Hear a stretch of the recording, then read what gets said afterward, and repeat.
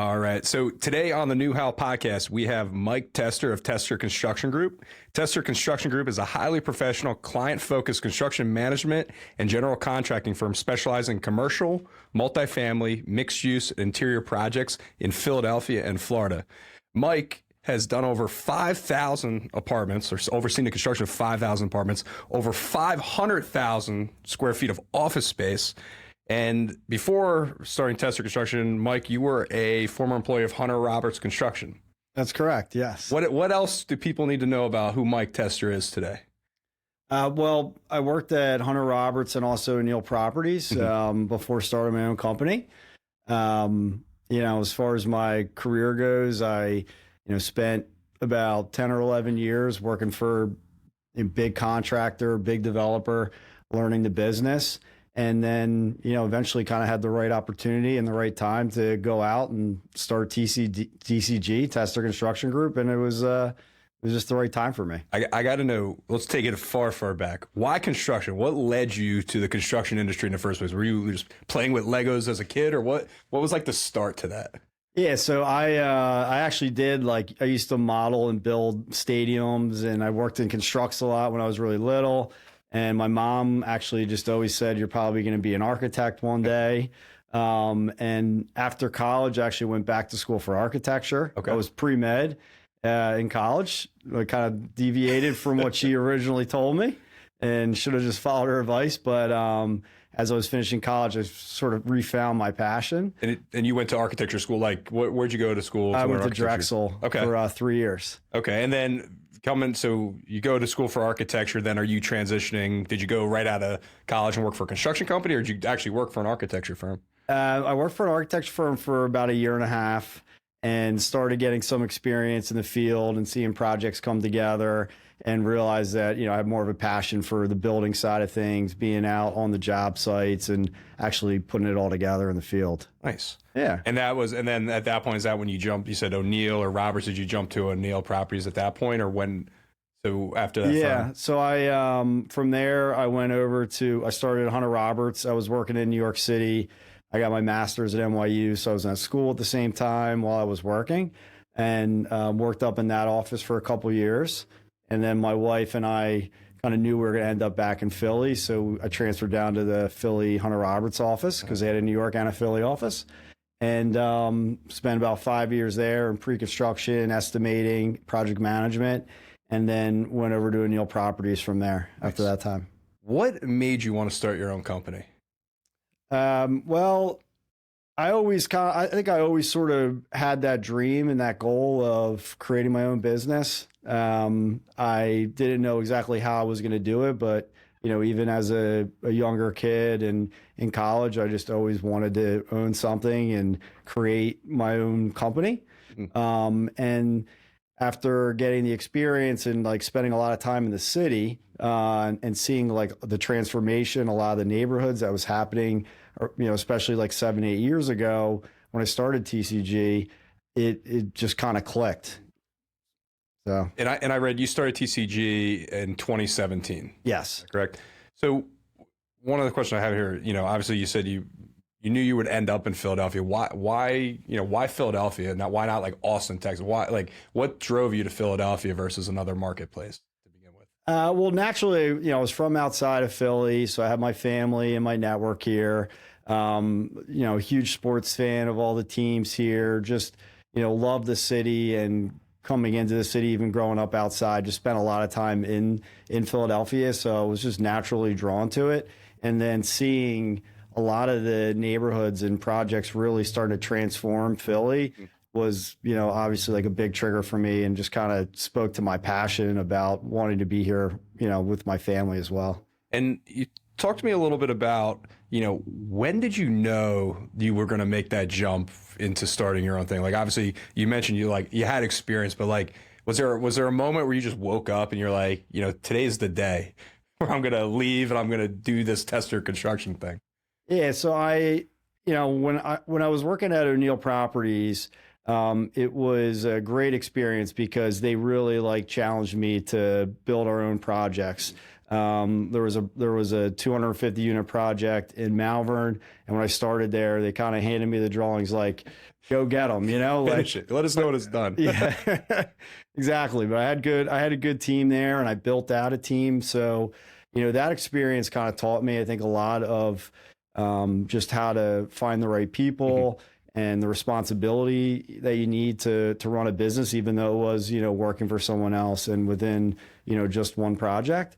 And, as I spent, was in like towards my fifth year there, I would drive down into Philly in the morning, like before work. I'd come in like 5, 6 a.m. and see all these projects going on. And that was kind of the point. I was like I could do this. Yeah. I saw other people doing it.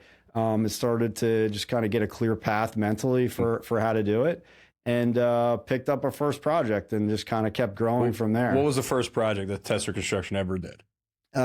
So we did a fair amount of projects like in the Temple area. So like duplex, single family construction. Crazy, right? Like I know what you're doing today. It's like, you started with a duplex. Like you just like that was the first step.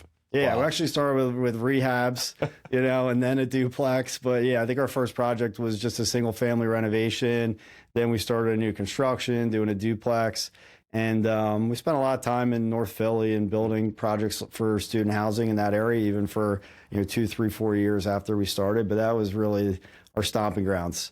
We had a office space, which was like a 1-bedroom apartment, but it was really just like a bedroom in the apartment that we had 5 people working in together.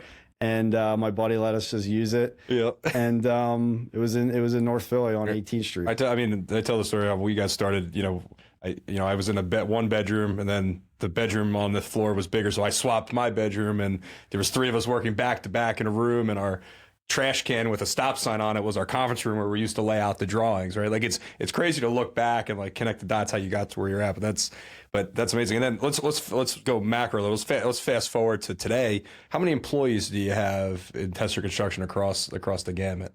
So we have about 50, around 40 in Philadelphia and 10 in Florida.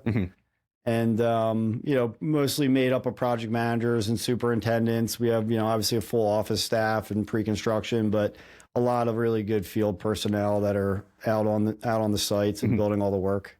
And you mentioned to Florida, obviously on your website, working on commercial multifamily mixed-use interior projects in Philadelphia and Florida. Why Florida? When did Florida come to be? What was your jumping point to Florida?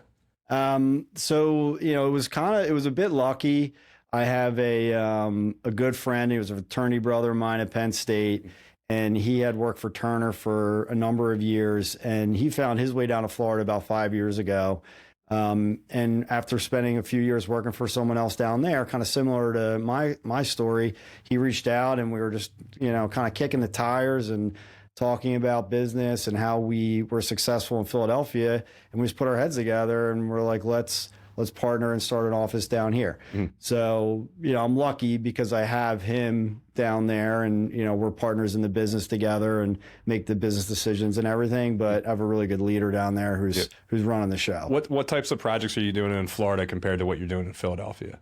So in Florida, it's mostly luxury single family. We do other commercial work, fit outs and retail and office work, but our biggest projects are, homes that are selling in the $2 to $6 million range, luxury homes down there. Yep. Do you find it easier to get work done in Florida or Philadelphia?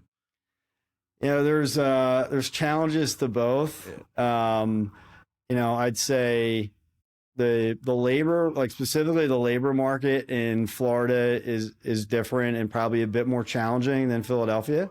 There's just not as much qualified labor down there, but there's also a little bit more flexibility and logistically, compared to a lot of the city sites that we're used to, there's a little bit more space. And you can actually put lumber down without it getting stolen or put in the middle of the road. Exactly. That's good. Things like that. So, overall, I'd say, our operation in Philadelphia is a lot bigger and we have more, a bit more of a system there that makes things easier, but there's also a lot of benefit to being in Florida too. What has been your biggest challenge in building the business to 50 people?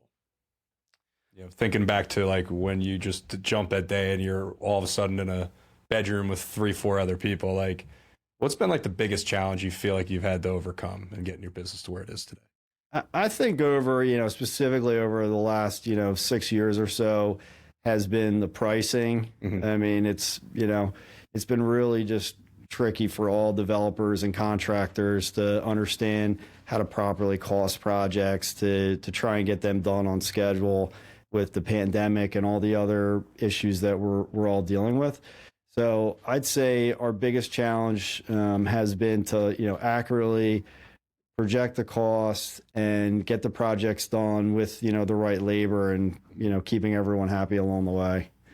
There's certainly the employee component of it. I mean, we brought in a really good team of people, and, we're blessed to have a really good leadership group, but just retaining good people and having enough of a solid staff is always been a big challenge. What's your secret sauce? Because obviously it's always a people game, right? Like we're in the business of service, right? Like what do you do that you feel gives you an advantage to keep that team? Like is it the morale? Is it bonuses? Is it cult? Like what do you do that like you feel like why people want to be at Tester Construction versus a Hunter Roberts or another company, another competitor, essentially? Yeah, I think our culture really stands out. We have a lot of fun, although, construction on the day-to-day basis is super stressful at times. We kind of have a good group of people with cool heads that, can work together and have fun along the way. So, I'm a big proponent of, company gatherings and events, and we have a foundation event that we do, and just, there's the day-to-day stuff of getting everyone together and having meetings and kind of having the right culture with the team, I think is our biggest difference. And we try and be creative, and we give employees some flexibility to build the project, how they want to also. We have our systems in place, and there's a certain structure that we want to follow, but we also, from the top down, we don't want to dictate and say, you got to hire this person, you got to do this. We want them to feel like they have ownership over their project and their process. So you say you manage expectations and not people? Yeah, that's, it's a good way to put it, Every business book that I've ever dove into or learned about, it's the leaders don't micromanage. They manage an expectation, set that expectation, and hire the people that are way smarter than them to meet those expectations. And if those expectations aren't being met, then there's maybe a conversation to be had. Yep. But if you hire the right rock stars and put them on a team and just let them go and paint that picture is, where I've had success, but also that's what I read some of the biggest business leaders in the world do to have major success. Yeah, no, I think that's a fantastic point. I mean, in construction management, there's only so many ways to build the building, and you're gonna, different contractors will have some different techniques, but ultimately it's going to get built and should turn out really well. But who the team is and how you go through that process with your client or the subcontractors is really the differentiator, and what is exciting about the business in general. You have to deal with people of all different levels, from a laborer and to a lender to some type of more high powered financial or a client, and you got to be able to address everyone the same way and have the same level of respect and like work together. And that's really what I think makes the business exciting ultimately. I want to switch gears a little bit. You're obviously the visionary of Tester, right? You started it. You're kind of forming the future. Are you trying to figure out how this new tech world of artificial intelligence or automation is going to change the industry at all? Like, have you given any thought to what could happen in the construction industry around that stuff? I've given it some thought, and we've looked at certain systems, from like, prefabrication and just, more manufactured fabricating different components of the building, not necessarily like AI. Well, I've been on like Instagram, all of a sudden I see like this machine just like putting bricks down on like a wall. Yeah. I'm just like, is that going to be a reality here shortly? Like, are we going to be like, get the robot to work? Like, is that real? Yeah, I'm not worried about that yet. Maybe like for my son's generation and some of those generations, I think that could be a reality. I don't see that happening yet, at least in, our model and how we build. But, there's definitely like a lot of technology and things that you need to do now in order to keep up and to build efficiently. And there's like a lot of inefficiencies in construction. You know, it's one of those industries where I think people are fearful of change and they're stuck in their ways of doing things for the same way for 50, you know, to 100 years. And so, you know, we do try and employ different technologies and creativity in order to, you know, have a good outcome. What are you using any like CRM systems, or like how does your team stay organized on a daily basis? Like can you let us into any insight into how a 50-person construction firm's operating in multiple states? Yeah. So, I mean, we use a software called Procore for all of our. And that's industry standard. That's So, but you're operating that with your consultants and your subs and all that as well. Exactly. Yeah. And that, you know, that was a big change we made a few years ago. A big investment for the company, and it has kind of been standardized. We've looked at a lot of different software programs, but we really put everything into that umbrella, you know, from cost and billing to punch list. And that's, you know, really where a lot of the technology does come into play in the field, where our superintendents all have iPads, tablets, and they're able to take photos and push the drawings and, you know, label everything. And it's all electronic. I mean, I have no printed drawings in my office. Obviously we have like sets on the job sites, but really in the office we have like no paper at this point. It's all through Procore. Nice. Which is a huge change, and you know, especially since I started. Yeah, absolutely. And then you can do like markups, like checklists and stuff through there. Like if you go on a job site and need to do a punch list for framers, you can do it all through Procore, right? And send it out to them. Exactly. And you just click, you know, you click a button, assign who the responsible party is, and it automatically generates all those reports really quickly. How do you get the subs that are so old school that they love doing everything by like hand, like to get them into it? Like, have you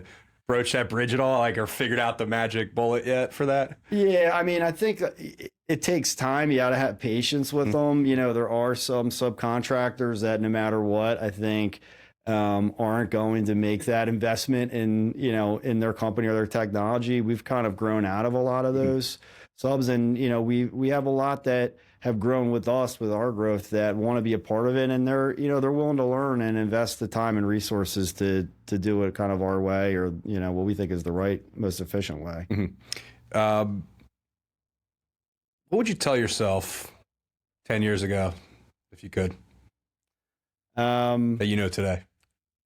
I would probably say, like, you know, maybe slow down a little bit. Why? You don't need to slow down. I know, you know, it's maybe like a little bit of a boring answer, but, you know, we grew really well, and I don't regret any of it, you know, but we've got a lot of projects and a really good team, but at the same time, you know, I think, like, after seeing our growth, and I think we would have gotten there, you know, maybe in the same amount of time, maybe a little bit longer, and it would have been a little bit less chaotic and stressful. You still have all your hair. That's a good thing. It looks like.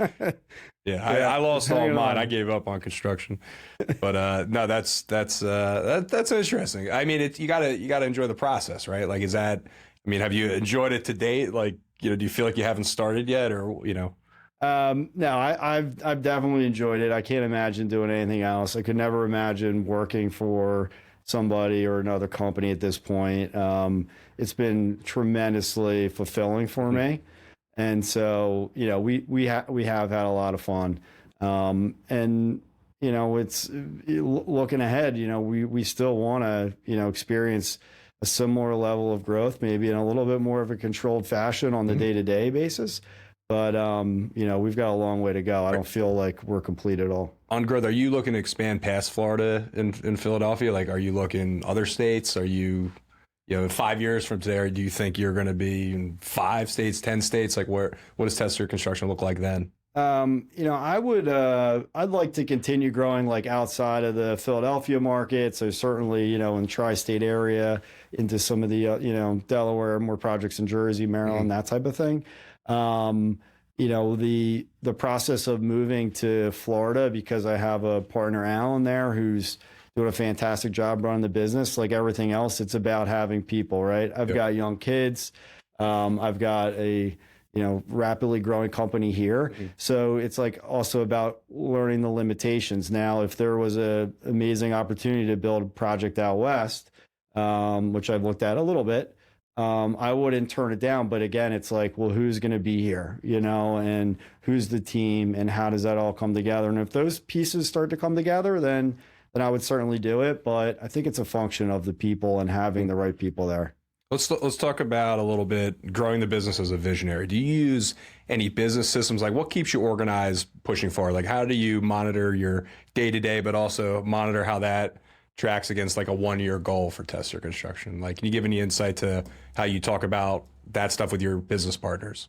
Yeah, sure. So, I mean, as far as my day to day, like I'm still pretty old school, lists and highlighters, and that's it, a pen and a highlighter. Yep. And I tell people this all the time, but I mean, that's like been a big way of how I've grown the business is just, I get up early, I come up with kind of my daily list, and pretty much every day it gets sidetracked and you add 10 things and you cross off another 10, but you kind of keep going and then you reorganize it for the next day. So I'm just a big fan of being organized and kind of setting your daily goal. And, everything, every issue you deal with, every, any task that you need to complete is a matter of like putting your head down, getting it done, and then moving to the next thing. As far as like our other goals, financially or, just with our team, we put that into like a quarterly review where we sort of lay out bigger picture items, and every quarter we go through and see how we did. And again, that's like an evolving process too, of course, but I usually give it a little bit of time to see how we progress, and you can't really look at that every day. It takes a long time to build stuff, right? Yeah, exactly. 16-month, 18-month projects, like, that makes a lot of sense.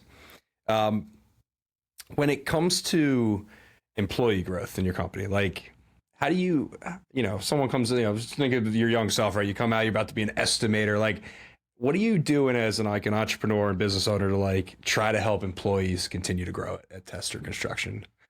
Yeah. So, I think a big thing for employees and what I, was frustrated with kind of early in my career and in construction in particular is like kind of getting pigeonholed into, certain tasks and the day to day of, project management. I think it's very frustrating for someone in construction management, especially working on big projects. So we really make it a point to give them exposure to all different parts of the business. For example, we have project managers come in the office and work on pre-construction and estimating, and then they go back out in the field and they're working on the projects that they are. But we make it a point to give people exposure to all the different aspects of the company, and I think that they find that very rewarding and probably even more important to them than money. I mean, obviously you got to pay your people well, but they want to learn and they want to have different exposure. And so we really do make an effort to give them the knowledge of all the parts of the business that, one day they could take my job, No, exactly. That's good. One other question I forgot to ask you on back to building a business. Talk about your like daily habits. Like, this is something I always just curious about. Like, as other entrepreneurs, like I know mine. Like, it was like some days I know they're really good. I have I work out in the morning, right? I try to have my milkshake, right? Like, but like, you're running a business of 50 people doing tens of millions of dollars a year. Like, you as Mike Tester, like, what do you do every day that's not like work related that keeps you going in the right way? Yeah, so I get up early, typically like between 4 or 5. That's early. That's early. Yeah, that's like it is early. Some days, I like pop up at 2 or 3 like once a week without fail, and I'm like, I know I'm up, and I just go downstairs. What time do you have to go to bed to get up that early? I'm just curious. I go to bed at like 9:30. Okay, all right. Yeah, so pretty much after Jeopardy or Wheel of Fortune. Right, you're I'm out. not up late. No. So all right, so you wake up early. So that's number one. Yeah, I'm up early. In my office at my house, usually doing like anywhere from 2 hours, let's say 2 hours of work until my kids get up. Wait, before your kids get up, I just want to. Before your kids get up, you're already doing 2-3 hours of work every morning. Yeah, that's awesome. That's wild. Yeah, but then that's like a lot of times it's email and it's estimating, and it's like just it's stuff that is hard to do during the day once the day kind of takes on a life of its own. So I always sort of have that routine of getting that done. And then I see my kids for, 45 minutes, hour, kind of get them oriented, breakfast, and help my wife get them out the door. Yep. I go to the gym for about an hour. and get to the office at like 9:30. So I'm like, I'm not getting to the office at 7, 8 in the morning, but I've already got a couple of hours of work done. Everyone else is kind of waking up and starting to get their You've days accomplished going. more than some people will in a day before they wake up usually, which is what I mean. It's crazy to think, but like I'm just thinking of that over the course of a year. I mean, you're 1,000 hours ahead of people before they even are waking up. Yeah, It's wild to think about. Yeah, and I was like trained that way, like even younger by my mom. I mean, she would say, like, don't try and like study or do work late at night. Like, go to bed, wake up early, and I'm just been a morning person. So that really resonated with me, and I get a lot done first thing, and then when time I get to the office, I'm kind of catching up and going through everything with my employees. But Talk about the wind down. All right, so 9:30. Like, do you read before bed? Like, how do you?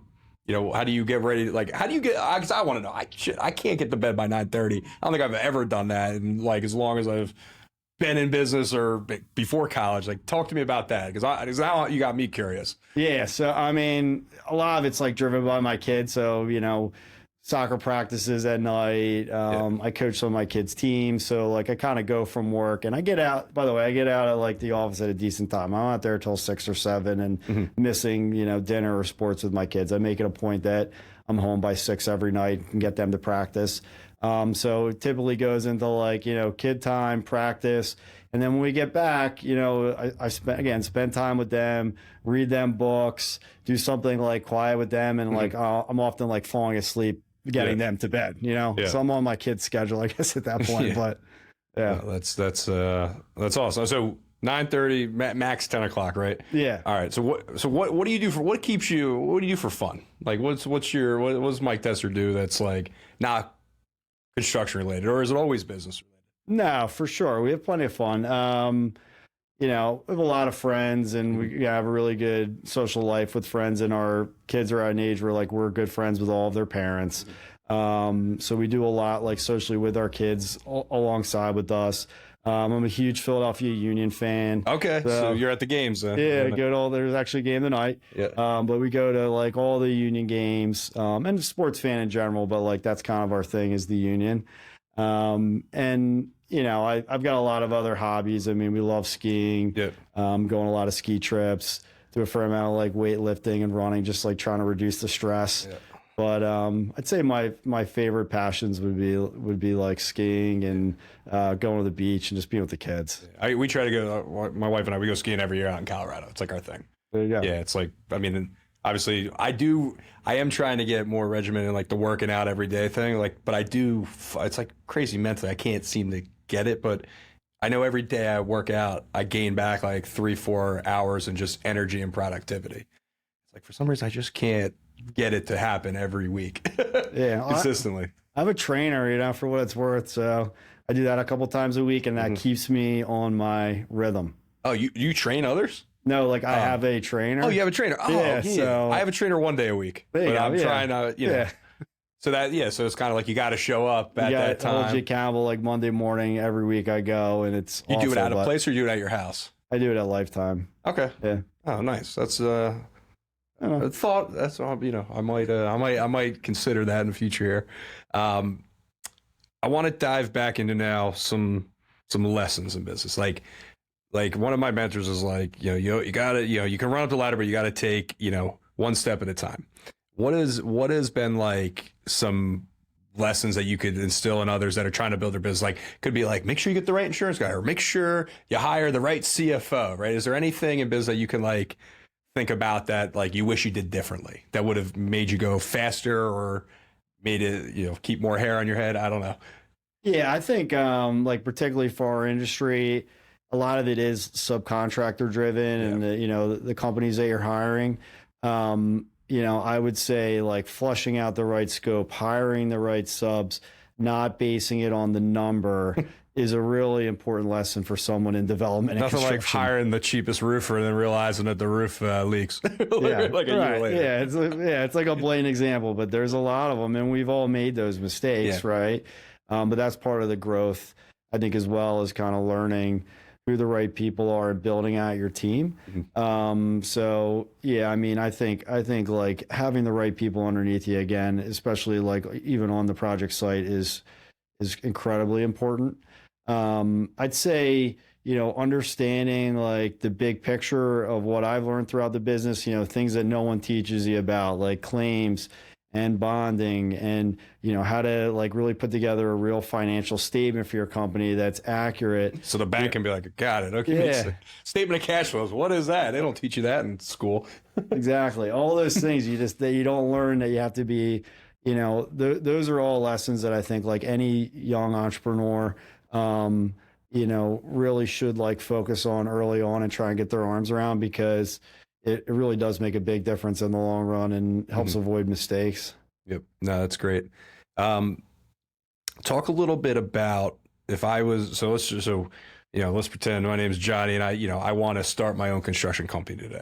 Right. I want to get going. Is there like a niche I could fill right now that you're seeing like a lack in the industry and construction that like could help? The overall. There's definitely a lack in a niche in smaller projects. I think people have a hard time finding like a trusted, capable contractor to, do a renovation or even like smaller new construction projects. I think there's a huge demand in the market for that. Yep. That's not filled today. So, I think if you are interested in going into construction, it's not a bad idea, not a bad business, because you can start small and there's opportunity. You keep seeing like, I keep seeing all these other people out there talking like, college might not be the right path for people. Like go into the trades. We have a lack of trades. Like, I feel like it might, like if someone like learned how to do plumbing, they could come out and make themselves a solid 150, 200 a year running a little plumbing company. Yeah, I think there's a huge opportunity there. Yeah. Finding qualified tradespeople is a really kind of limiting factor in our industry, and I think it's getting worse, unfortunately, before it gets better. And I think maybe with some of the economic shift that we're dealing with right now, that may start to change that. I think more people are going to be getting back to work and be putting in a lot of those tough hours, but there's a huge demand for individuals that are going to work hard and put their blood, sweat, and tears into a business and actually get things done. And so there's opportunity there for sure. I want to dive going back to 50 people. Did you do every single interview to get to 50 people? Yes. All right, let's dive into that a little bit. I want to know some of the things you ask people, or what you're looking for when you interview an individual for your company. Like is there a question you ask every single person? Like I'll give you an example. One of the questions we ask every single person that comes to this office when we put them in like a conference room, we'll say, how many tennis balls could fit in this room? We ask them like clockwork, because why I do that is because it tells me how they react to an issue that they have no clue about. Yeah, that's a fantastic question. You feel free to steal it. Some people will be like 10,000. Some people will start like analyzing very quickly. It just kind of tells you how people react to just stuff that they don't have any clue about. Yeah, other than like the obvious, like finding out about somebody's background and their experience, like I try and dig into who the person is personally. Yeah. Because like I was saying before, with the cultural component of it, I mean, I'm not going to like ask them about their feelings and everything, but like, how many beers can you funnel? No, you don't know that, right? Like it doesn't matter, but I mean, there's something to that, even though you joke, like you do, you don't need to drink obviously, but like we want to make sure that, you can handle like the social situations and be able to deal with the clients. Exactly. I mean, that's one of the things we try to constantly broach is like, some clients will make people shatter at the knees if you don't know how to deal with that. Yeah. Like that's definitely a hard part. So is there like do you ask any specific questions that like consistently? Nothing come to mind. It's more just like how, seeing their reaction, seeing their like, personal skills, how they're responding, what some of their like free time is, what their hobbies are, maybe their family situation, that type of thing. And like trying to see who the person is like behind the resume and behind the projects as they built and that type of thing. Yeah. When I look at resumes too, it's like, I don't even care where they've been most of the time. Yeah. I mean, the only thing I usually care is like if they've hopped like every year, 8 months, like that's usually kind of like, why is that going on? Like at least give someone 12 months or 2 years to, work out. But yeah, that's definitely, trying to shake them up a little bit at the interview has always been like one of my strong suits. Like trying Yeah. to just get them off I balance like and kind that. of see how they I react. gotta do that a little bit more. Yeah. We had someone come in last week that interviewed who's like working remote right now for an accounting firm, and they're like dying to come into the office and be a part. And I was like, after like 2 sentences, I was like, just give this guy an offer. He's Talk hired. to me about that a little bit, because we had some wild stuff going on in our industry, especially in Philadelphia, right around the shutdowns. Like, did your staff want to stay home? Did they want to be in the office? Like, I know our staff personally wanted to be here, Yep. right? Like, talk to me about some challenges or maybe some good things that have come of COVID that you've seen. Yeah, I mean the construction shutdown was kind of a dark day for all of us, and was really hard. And it was at like 2:30 in the afternoon. Like, it was not. Yeah. It was not a fun day. No, it was not. We'll always remember it, but we did what everyone did, and we started closing up all the job sites and getting them safe and safed off the best we could and protected. And we over the course of 6 weeks, as everything was shut down, we did have some people coming into the office and checking in. Everyone really was like wanting to work and be together, and so we did that. We would have Zoom meetings every other day. We're just like touching base, trying to share the knowledge that I had from the BIA or whoever source we could come up with what was going on. But when the construction shutdown got lifted, I took a pretty like firm stance, and I don't even think I needed to, but I was clear with everyone, like, we're back to work. The office is open. We're going to be safe and follow the right protocols, but like, you're expected to be here. Of course, if there is an outstanding circumstance, come and see me. Yeah, of course. Don't send me an email like, let's sit down and we'll talk about it, or have a call. And there was a couple of miscellaneous things that came up, but everyone, like, with a resounding reception, came back and wanted to come together. And we actually had, like, that next month, one of our biggest month ever up into that point of the company, I think, with a lot of like the backlog, and everyone really, like, from the subcontractors to our own team, was anxious to get back to work. I agree. We our staff was similar situation, because I have younger staff, right? Now it's changed since COVID, but we a lot of them like would go home, right, and their significant others home, like, they can't even work, right? They don't have the space to work. Like, now we design stuff. Oh, we have these flex rooms or whatever, right? Because people are kind of working from home in some capacity. But prior to COVID, it's like, wait, my significant other and I, we have to be in the same room working on a laptop and being on Zoom calls. And like, how does this work? Like, so we had a challenge where we had a lot of our staff was asking, like, can I just please come to the office, please? So we actually did a rotation schedule where a couple people were in the office, but they were like way spaced apart, right? Like, so that kind of helped us, mitigate some of that. But at least in the architectural profession, working remotely, it's just, you're not designing buildings as effectively and efficiently as you could being together. It's a collaborative environment, as you know, in construction, right? You're reviewing drawings together. You're going over, like, can't really do that via Zoom to the way that you could just next to each other at a table. Yeah, I think that's perfectly said. And I like equate it to, if you're Johnson and Johnson, or you're some huge corporation or something, and you're kind of good. You're get your billions in the bank. Your billions, and you're established, and you want to have people work remote. I guess that's your MO at that point. But if you're a growing business, I don't know how you can grow remote. I just don't. I don't think that those two things add up. They don't in any business, unless you're the big ones. What's crazy, my mother, she's been working from home for almost 20 years.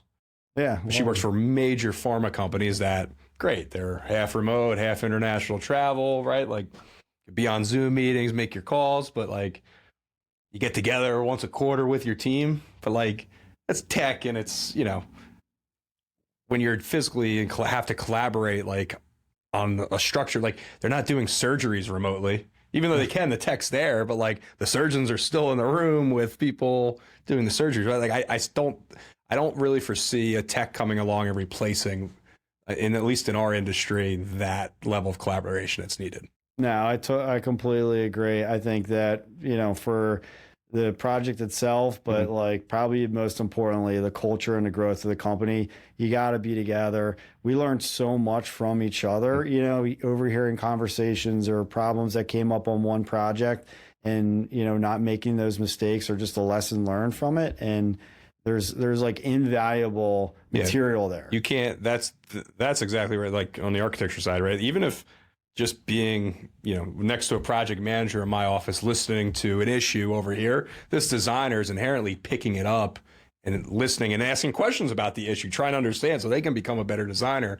That doesn't happen to that designer or that individual if that conversation over here existed purely on a Zoom call that was one-to-one, right? So what we realize, at least in the architecture industry, people that are working from home in architecture firms, they're significantly decreasing their projection in the industry. Like they are not going to become a project manager as soon as they want to, let alone a principal or an associate or even an owner of a firm. Like you would be so far behind because you're not getting that level of learning on a daily basis. Yeah, no, I completely agree. Those are the intangibles that really build your business and build, even just the employees' personal growth. Yep. That being together is tremendously important. Yep.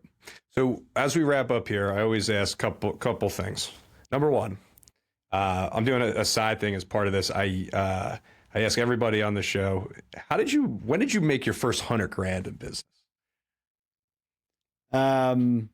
Well, it was probably about a year into starting. Mm-hmm. We had an initial project and I kind of figured out, okay, like we've got X amount and budgeted like a little bit of staff and help, and kind of looked at my own personal situation and like, all right, I can sustain on this. But it was like probably a year or so after we started. So a year after you started, that's when you started making money. Yeah. And I think that's something big for most people that are taking that jump. It's like, better have a backing or something. You need some sort of buffer.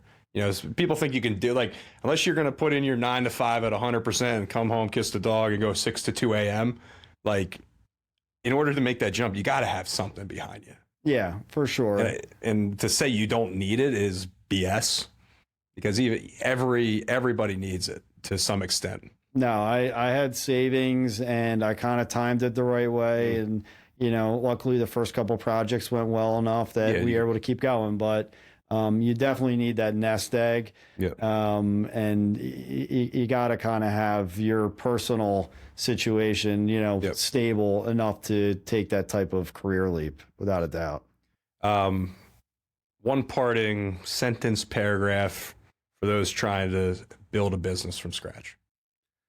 My sentence would be to get the experience that you need up front, to get, work for another company and kind of figure out the right and wrong ways to do things. So you have that template and that structure in your mind in order to create your business.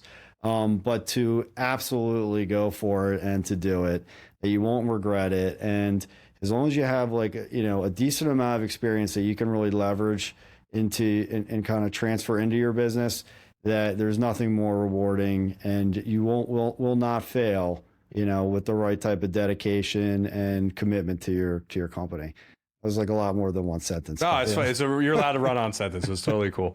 Mike, thank you for coming on today. I know you've inspired people. You've given a lot of nuggets of information that I know a lot of people listening will find useful.